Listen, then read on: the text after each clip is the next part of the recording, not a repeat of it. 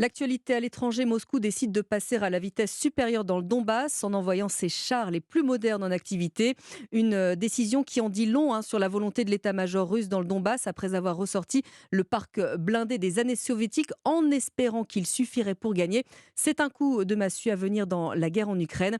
200 chars lourds des T-90M viennent d'être acheminés sur le front, envoyés par le Kremlin dans la République indépendantiste de Lougansk, selon la chaîne russe NTV. Précision de Nicolas Tonev.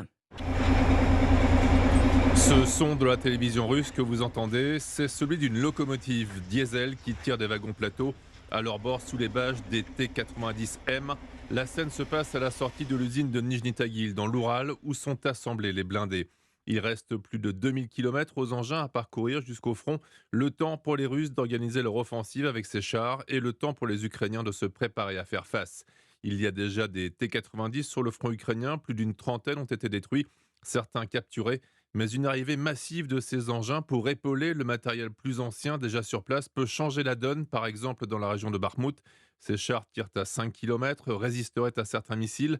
L'intention de l'état-major russe est affichée en tout cas en fournissant de tels moyens à ses troupes, en supposant que les équipages soient bien formés. Ces chars redoutables auraient pour objectif la conquête définitive du Donbass et permettre ainsi au Kremlin d'afficher au plus vite une victoire décisive dans le conflit. Les explications de Nicolas Tonev pour Europe 1.